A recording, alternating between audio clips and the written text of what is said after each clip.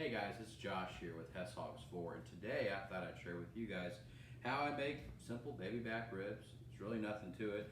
I got this slab from Walmart just this morning, and first thing you do after you take it out of the package is just like to trim it up, make sure there's nothing loose, nothing that might get in the way of while you're outside, getting ready for the smoker. Like to feel along the edge, make sure there's no bones. Sometimes you get a little surprise and there's a little bone that was left over from whenever they made the cut. And you know, past that, this looks pretty good. So what we're gonna do is we're gonna flip it over and the fun part begins. And what this is on this back side is this is, you know, your membrane, your silver vein. Some guys say keep it on, I say take it off. It is kind of a challenge to take it off sometimes, but we're gonna go ahead and do that. Gloves work, sometimes a butter knife works if need be, or get a good grip. A paper towel helps quite a bit. And there's a tool that they sell as well, and you know, I haven't spent the money on something like that, but just try to keep it pretty simple.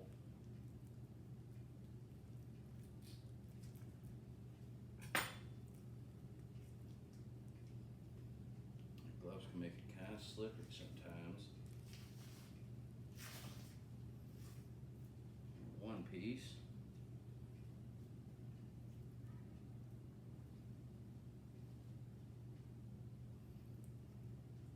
And I tell you what, in the comment section, if you got a best practice of what you do to take off this membrane, please share your best practices. That's what this is all about. It's just learning together and having fun while we make great barbecue. So we are about finished. All right, now that we got all the good stuff off of there, membrane's gone, and from here what I like to do is just put a nice little seasoning on that. And I have a brand I really enjoy. It's a Cosmos, and what I enjoy about Cosmos is the flavor profile, the different variety they have in that. Today I'm using Hot Dirty Bird, and I'm using Honey Killer Bee. As we get done in the process later on, we'll glaze it with some Cosmos and then finish off some barbecue sauce. But from here, we're gonna go ahead and get the seasoning on there, and like to do a nice even coat. I like to do it this side down first before I flip it over. And you do whatever works best for you, but I've just found that works best for me. It's good to have an even coat on there because when you're working on forming your bark, you do have a little bark on your ribs. It just helps. It looks better, more consistent, and let's face it, it tastes better. So we get done with one, flip it over, same drill.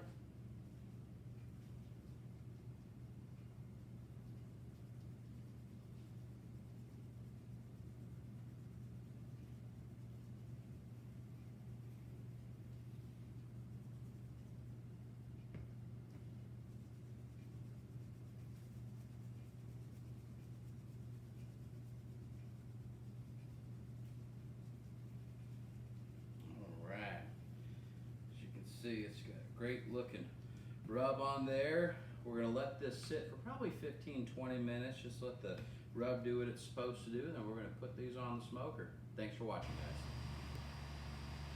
Hey guys, all right, so we've got our fire ready to go. I've got it just shy of 250 degrees. I'm using Timberline Lump Charcoal, great brand.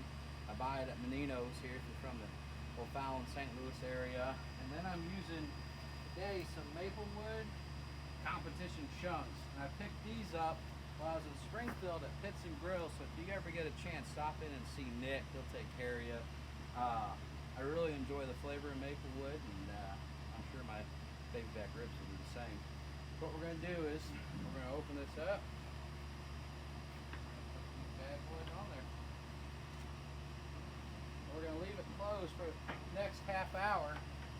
What we're going to do is I'm doing the 3-2-1 method. And we'll walk through what that looks like if you're unfamiliar with it. But next half hour, I'm going to come out and spray these.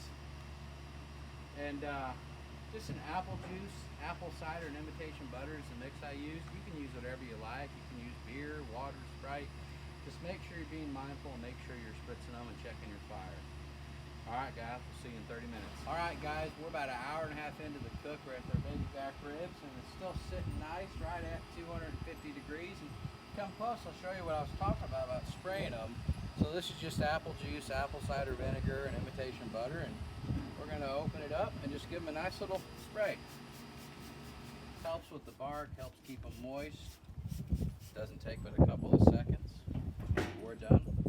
These things should be ready to pull off in the next hour and a half. We'll start the next part of the process in the 3, 2, 1. All right, guys, so it's been 3 hours. They've been on there right at 250 degrees, smoking with the maple wood. They smell great. They're looking great. And the second step to the 3, 2, 1 method is just that. I've got some aluminum foil. I've doubled it up, 2 pieces, just in case you don't puncture it. You don't want the heat and the steam and what it's doing inside there. You don't want it to escape.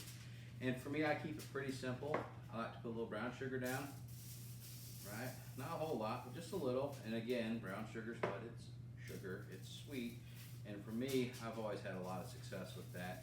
And after I get done with my brown sugar, I like to use a honey. Now today I'm using Blanton's Barrel Aged Pure Honey. You can use any honey. I just happen to like the way this tastes. You know, if you can treat yourself, sometimes treat yourself. So again, put the honey down. That's ready to go. Next step, some butter. This is the secret weapon. Parquet.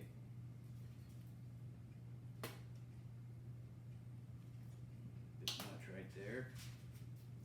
And from there, we're going to take the ribs and we're going to put the meat side. If you come closer, you'll see what we're going to do is we're going to put the bone side up and the meat side down. And what we're going to do is we're going to start tinting this up because we're going to wrap it. And as I do that, I get my, oh, it smells good. Get my apple juice, pour my apple juice in there.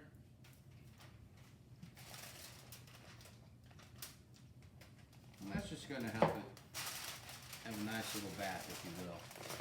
And from here, open it up.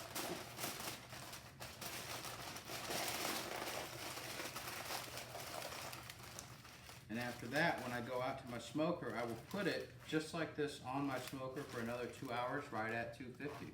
See you guys in a couple hours. All right, so we're 5 hours in. And I just pulled them from 2 hours of sitting in the foil.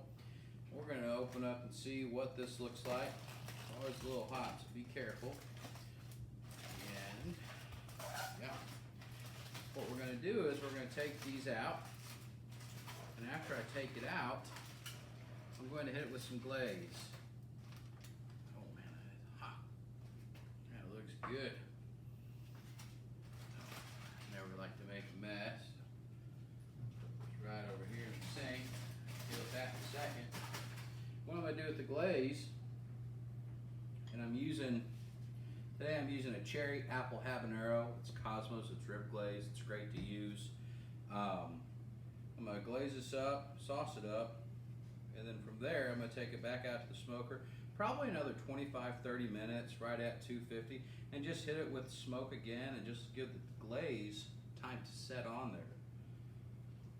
So I'll do that for all 3 of them here, but I like to make sure I get it good on there. Bark looks nice, color looks nice.